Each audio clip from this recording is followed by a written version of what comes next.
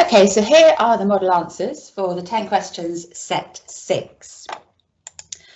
Variety of skills in this set as ever. So please do use this video as you need to, pausing, rewinding, fast forwarding to find or repeat the skill that you need to practice. So the first set of skills is to do a standard form. And in this case, they are multiplying. This would be a similar set of rules and similar process if you were dividing these numbers. So we can, because it's all multiplication, we can move it around and have our 5 times 2 and then our 10 squared times 10 squared. Now, this is all about using rules of indices. So you may recall that we've got the a to the m times a to the n rule. When we've got that and your base number is the same, you can just add the powers together. Now our base number here, and in any standard form, is 10. So we are just using the same rules. That means we are allowed to do this. We can do the 5 times 2 is 10. And that multiply stays 10 squared times 10 squared. I'm just going to add these powers together using my indices rules. So now I've got 10 to the power 4. So this isn't in standard form yet. It's a standard form question. It starts out life as standard form, must end as standard form unless you're told otherwise. So what we do now, we need to have our answer in the format of just a unit, only one number before the decimal point. Anything else will be decimals, and then times 10 to the something, a power up there. Now here, our decimal point on this interim answer is here on the end. It's the end of a whole number. We're moving it up the number line 1 place. Therefore, we have to add 1 power. So the final answer in standard form for this is 1. We can put a decimal point there to show we've moved it. We don't need to, times 10 to the 5. If it had been a division, one of these, so anything different would be a division in this place here, then you'd use your rules of indices where you have the first power take away the second power. So your division could have been written a to the m, it would be divide by a to the n. You then would take away your powers. First power, take away second power, or in this case, the top power, take away the bottom power. So just a quick practice of rules of indices as well there, but remember to put it back into standard form at the end, where you've got just a unit times 10 to the something. Now, if it had been an addition or subtraction standard form question, then it's a little bit different. A bit like when you add and subtract fractions, there are different rules, different procedures to do than if you're timesing or dividing fractions. So with this one, a good way of doing this is to make this standard form number into an ordinary number. You need to move the decimal place the same number of spaces as the power. So moving the decimal place 2 places, and we end up with 250. On the second part, 2.5 times 10 to the 1, we're just going to move it 1 space here, so we get our 25. We've got 2 ordinary numbers now.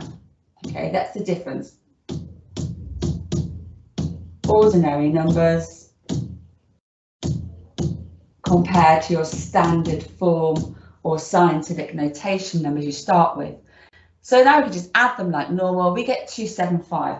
But as it's a standard form question, we've got to leave it in standard form at the end. So that's again our unit, just one number.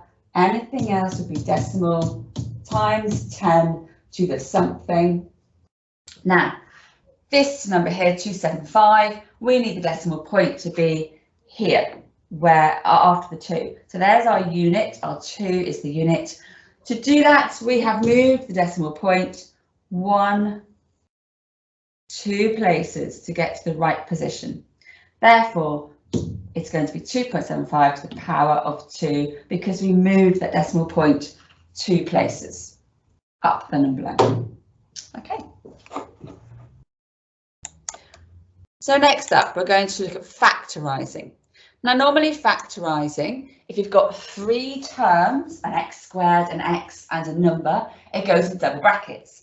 Normally, if you've got 2 terms, it goes into 1 bracket. But this is a special case. This is called difference of 2 squares. In this case, we can see we have got 2 squared terms. So this is x squared. 16 minus 16 is a square number. It comes from 4 times 4. Okay, so we're looking at this. Is it a square number? And also the final check, is there a negative between them? So they're both squared, although the minus is a little bit different. Okay, but it is a square number. 16 is squared. So it came from this setup. It would have come from doing x times x and 4 times 4. Okay, but we've got minus 16, so we know straight away that we can't get minus 16 from plus 4 and plus 4. We can only get minus 16 by doing minus 4 times positive 4. It's going to get us minus 16. So therefore, that is what must go in our brackets. Minus 4 and plus 4. But you might say, where are your x terms, your 4 x's that would come out of that? Well, if you do a check, okay, here in our grid, you can see that if we put that minus 4 and plus 4 in our check here, we do get our 4x here, minus 4x, and our positive 4x here. When you write those out and you tidy them up, they disappear. It's like you've got x squared plus no x's minus the 16. And we wouldn't write no x's, so that disappears. And that's where we end up with the bit we started with here, x squared minus 16. So it's a special case. You're looking out for an x squared, a minus sign, and a square number. Okay, so if you'd had x squared minus 100, it would be x in brackets, x minus 10, brackets, x plus 10. Okay. Inverse proportion. That means as one thing goes up, the other thing goes down. This is also a bit of a common sense question here. If you had 4 people building a fence, you'd expect 4 people to take longer than 6 people. This does assume that they all work at the same rate. So we have to think very carefully about them working at the same rate. And the best way to start this one off is to think about your 4 workers and your 3 days. Now I'm going to think, okay, what if I had 1 worker though? Okay, how many days would 1 worker take? Now, in this example up here, you've got a direct link here. You can find a direct link, but it's not always so straightforward to find the direct link. So if you can't see the direct link straight away, then always go back to 1. This can work with percentages, with this sort of thing, with recipes. But in this case, you're doing one side goes down, the other side goes up. So our common sense thing here, how do we get from 4 to 1? These links are always times of divide. We've divided by 4. So on the other side, because we know it's going to take longer for 1 person to do the job than it would for 4, we've got to times by 4. So that gives us 12. We expect 1 worker to take 12 days to build this fence. But we want to know about 6. 6 is what's in our question. Okay, 6 workers. So 6 workers. Okay, let's do our links again. This time from 1 to 6, we have multiplied by 6. Therefore, on this side, because you'd expect 6 people to take less time than 1 person, we're going to divide by 6. When we do that, we get 2. 2 days, because the question talked about days.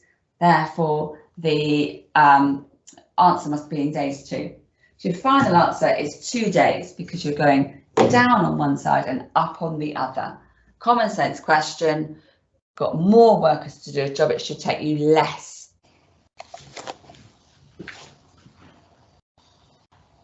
Okay, so we're looking here at how to find the equation of a line that goes to the coordinates 0, 2 and 2, 6. So the first thing to note is that these coordinates are x and y coordinates, x and y. It's worth labelling them like that because we're going to need to know which one's x, which one's y. So we're now going to find the gradient of this line, and that is dealt with by using this equation y equals mx plus c. The m is always the gradient and the c is always the crossing point, the y-intercept, where it crosses the y-axis. So let's look at the gradient first of all, and to do that we need to know what the difference is between our x coordinates and what the difference is between our y coordinates. Now you can do this by doing a little subtraction between the two. I quite like to do it like this and say what's happened to the x coordinate, what's happened to the y coordinate. They've gone up by 2 and 4 respectively. So then we need to put that into our gradient formula.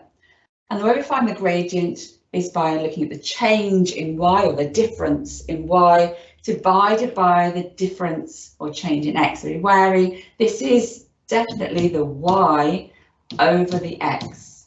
Sounds a bit strange because it's usually x before y, but in this case it is y over x, y over x. So we've got 6 take away 2, your subtraction method, or you've got the 4 here, what's the difference? You've got the 2 take away 0, subtraction method, or plus 2 there, what's the difference? So you've got 4 divided by 2 gives you 2. So your gradient here is 2. It's not 2x, it's just 2.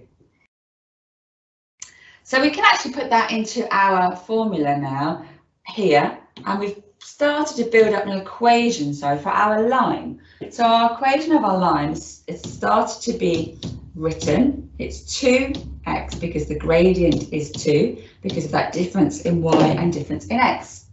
So we're going to use that now in our next step. So we've got so far y equals 2x plus something. So the next step is to use a pair of coordinates. Now I'm going to use this 2 and 6, and I'm going to substitute that 2 and 6 in. Now it looks a bit confusing because you've got a 2 here already. That is just my gradient. So I'm going to substitute the 2 into here because it's 2 from my coordinates, and the 6 from my coordinates is going to get substituted in here because remember these are x and y coordinates. So if I rewrite that with that substituted in, the y has been replaced by 6, the x has been replaced by a 2, and of course the gradient was already 2, we found that. So we're trying to work out what is the constant. So let's just tie these up a little bit. We have got 2 times 2 is 4. And you've still got that missing constant on the end. We're always trying to find, get the unknown on its own to be able to solve this and find the missing term. That's one page. So now we're just doing a bit of normal rearranging here. Let's balance these sides up, take away 4 from both sides. So we're trying to get rid of that 4. So we're left with a c, so we take it away. Same to both sides, that will disappear, and the 6 take away 4 will give us 2 equals c. So you've literally just substituted in, calculated, moved it around using inverses, and you're left with a value of 2 equals c. So that means our final equation of this line, y equals 2x from the gradient part we did just now, and then you can put that 2 on the end because we found out the value of c is 2. Now if you at least found the gradient of your line, or show the difference of your coordinates, you could get a point for that. And the last bit is just substituting in. Okay.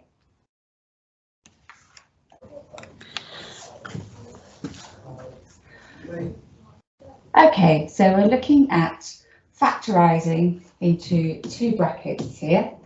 Now, earlier on I said that if you have 2 terms, it goes into 1 bracket, And there's that special case we had earlier on where you had two terms that went into two brackets with a difference of two squares.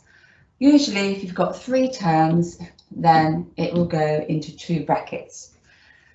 So what we need to do here is start with the number on the end. We'll start with the 6 in this case. And you've got to think backwards from when you would multiply out your brackets if you were expanding brackets.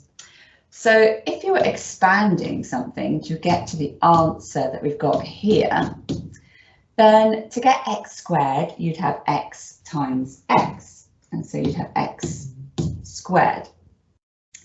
And then to get that 6 on the end, you would have multiplied two numbers together that give you positive 6, because it says plus 6. So you've got to think what two numbers will multiply together to get positive 6. So we could have, we're looking at our factor pairs, and we could have 6 times 1 or 1 times 6. We could have 2 times 3. Now the problem comes here, you've got a minus in the middle here. And because you've got a minus in there, we know that we're going to have a minus in our factor pairs. And the only way you can get a positive 6 with minus numbers is if both of them are negative. So we could have negative 6 and negative 1, or negative 2 and negative 3. And both of those would give you a positive 6 answer, which is what we're looking for here. So the clue is in the question. The minus 6 indicates there must be some minus factors. The positive 6 on the end here indicates they both must be negative numbers. So we are now looking to find the pair of numbers. When you add them together, if you look at this grid, we get our x terms out here in a minute. Okay, when we scoop those two up and add them together, they've got to equal the minus 5 that is in our question. So we're looking at two numbers that when they add together, they make minus 5. So a quick check here, minus 6 plus minus 1 actually gives you minus 7. So that one does not work for us. And if you had minus 2, add minus 3, we do get minus 5. That is what we're looking for. And let's just prove that how that works. So let's put the minus 2 up here, negative 2, and the negative 3 on the side here. Negative 2 times x, you're going to get minus 2x.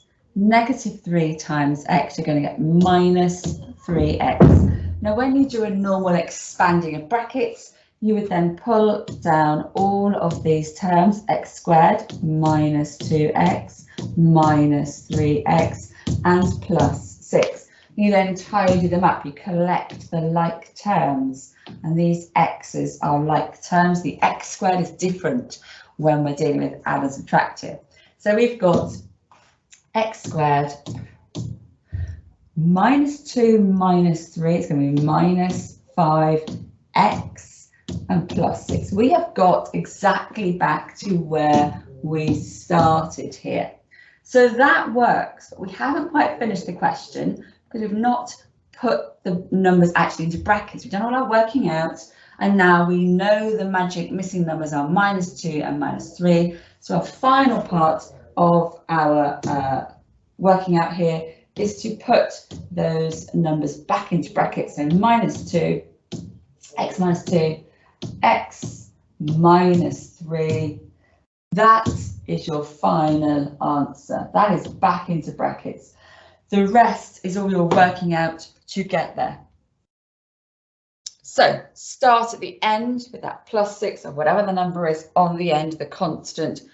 Put that in your grid. The x square is given because you've got x times x gives you x squared. And then you're looking at factor pairs. If you've got negatives involved, you've got to then think of negative factor pairs. And that combination of getting a positive 6 only comes from doing two negative numbers times together. and then you're checking that those 2 in the yellow space in a diagonal there, they must add together to make that x term in your question, the minus 5x in this case. And then don't forget, at the very end, you must pull those answers out and put it into brackets. So you're actually doing the factorising, getting those answers back into your brackets. Decimals. Now this is something that people get a bit worried about, but actually all you need to do is make these numbers into whole numbers. They've both got to be whole numbers then. So we do it step by step here. 1.5. If we looking at getting them both into whole numbers, this second number here has to move twice, once, twice. So you have to do the same thing with the other number, move it the same number of times a decimal point. So we absolutely have to do this, both numbers by 100 in this case. So we end up with 150 divided by 2. So we've just made both of them into whole numbers, but they must be scaled up in the same way. You can't just do times 10 on one and times 100. You've changed the proportion. Now, because you actually changed the proportion of the numbers, you've made it 100 times bigger, but you've made the divisor by 100 times bigger as well. You don't need to change it back at the end. So all you're doing now is this bus stop method, if you can use that. How many 2's go into 150? Or you're just literally halving 150. So your answer is 75, and that does not need to change. So you need to believe that division with decimals, you can scale both parts up in exactly the same way until you get both whole numbers. And that's it then. That answer will then be your final answer when it's a division, because you've scaled up proportion of both things. But when you get to multiplying with decimals, yes, you can still do a cheat, but you've got 2.2 times 0.05. So they've made it into 22, literally just made it into 22 and times it by 5. Now there, you're not scaling up at the same rate for each one. Okay, you've literally just made them into whole numbers to make it easy. You've taken the decimals out. So 5 times 22 is 110. But because you've actually made your question bigger on both sides, it's never going to be the right answer. 2.2 times a tiny bit is not going to have a massive answer of 110. It's a bit of common sense here too now. So you've got to put the decimals back in. So you do have to change back when you've done a multiplying decimals and you've messed about a bit. So we've got 1, 2, 3 decimals in your question. So 1, 2, 3 decimal places in your answer. Decimal place is going to go on the front here. So we've got our 3 decimal places in our answer. Okay, hence the answer is 0.11. And you could have 0.110 unless they say 2 decimal places. This is exactly the same answer, either that or 0.11. Okay. So with division of decimals, you scale them both up at the same rate and you don't have to change the answer at the end. Multiplying with decimals, make them into whole numbers, just literally pluck the decimals out, but then remember to put the decimals back in at the end when you've counted how many there were to start with.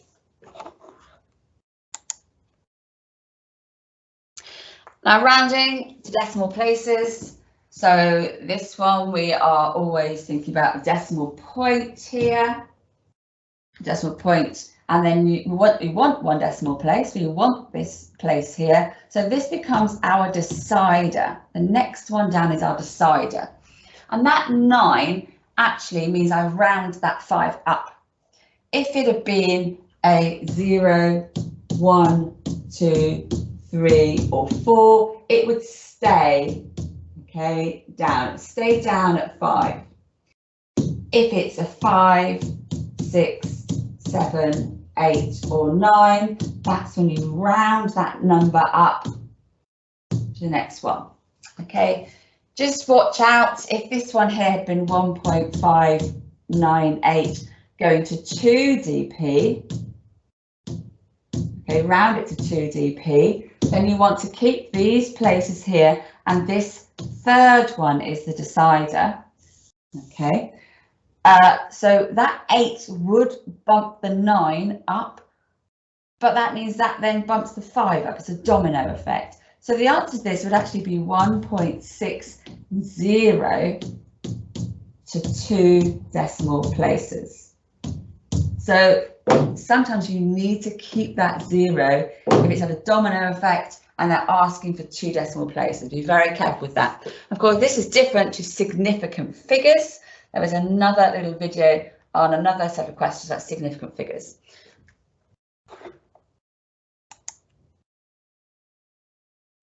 Okay, so multiplying fractions. When you multiply or divide fractions, you've got a mixed number, you must convert your whole number into fractions as well. Okay, you can't easily do the 2 times the 1 and the 2 times the quarter and the 1 times the fifth and the 1 times the 2. It gets messy. So you are better off converting it into top heavy or improper fractions first of all. So to do that, we're thinking here we have got, and this side we're using fifths, and then this side we're using quarters. So 2 whole ones, okay, is going to be 5 fifths plus another 5 fifths for your 2 whole ones, and then you've got the 1 fifth that was already there. That's why you get 11 fifths to finish off with. And this next one, you have got 4 quarters with the whole one plus 1 quarter that you're left over or you started with. So 4 quarters plus 1 quarter is the 5 quarters here. So now you've done your converting, there'll be marks for converting to top heavy. You are now just doing a multiply. So multiply across the top, multiply across the bottom, hence you get 55 over 20. But you must always look to see if you can make that back into a mixed number or if you can simplify it down. So how many 20s go into 55? You've got 2 lots, that's remaining 15. So it's like you're saying you've got 20 20ths plus 20 more 20ths, that's your 40. You've got 55. So plus 15 20ths. Now these 2 here are whole ones, so there's your 2 whole ones, okay? 2 whole ones and your 15 20ths left over. 15 20ths, however, will simplify. You can divide both of those by 5.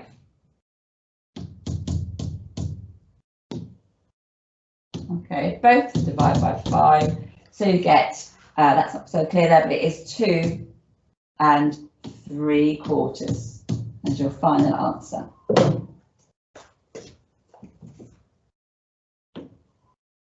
Okay.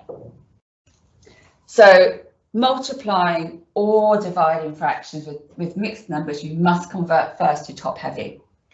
If it had been division, then at this stage here, you'd be doing your keep change flip if you had a division of fractions to do. Okay, now this one, area of triangles. Okay, now this is quite a complex one, but it may be you've just got just one single triangle, but if you've got this sort of shape, you'd get points in several places here. You're going to point first of all, finding that red line or the green line, because you need the red line and the green line in order to find the area of those triangles. So you've got to use the information of the diagram to then get the information to then be able to find the area of those triangles. So that's your first mark if you found the missing dimensions. And then the next part is to actually use those dimensions and use the formula of the triangle. So I started this one earlier. You've got your 7 and your 7. You have got your formula of the triangle is base times height. Formula triangle is base times height halved. So the top bit, triangle A, you've got 7 6s, it's 42. You're going to halve it, 21 centimetres squared. Triangle B, you've got 13 times 7. You're going to halve it. So if you can't do that, it's non-calculator, 13 times 7, a short multiplication, is 21. 1 times 7 is 7, 8, 9, it's 91. Going to halve that, so then another bus stop, or you might even know that 45, for example, doubled is 90. Let's do the bus stop anyway. Choose into 91, going to halve it, do this final bit. Choose into 9, go 4, remainder 1. Choose into 11, go 5. Okay, remainder 1, so decimal point 1, we put a 0 there. Choose into 10, decimal point comes up, is 5. So the area of triangle B is 45.5 cm squared.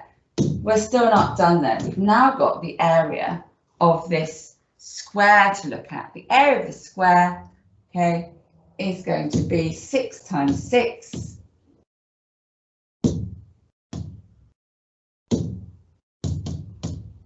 6 times 6. No halving needed because we're just doing a square. So that's going to be 36 cm squared. So the area of the whole shape is going to be those 3 values added together. So we want to have the 21, we want the 45.5 and the 36 centimeters squared. So if we just add them up down the side here,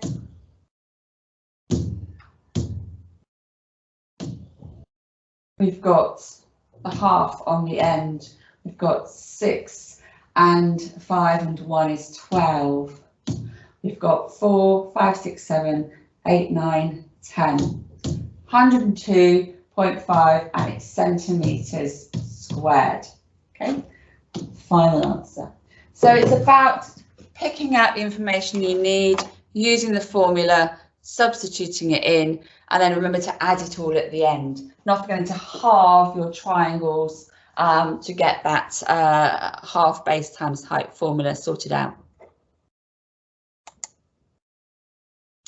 Okay, so simultaneous equations then. Now there is a little video that specifically goes through simultaneous equations on the My BPC Maths YouTube site.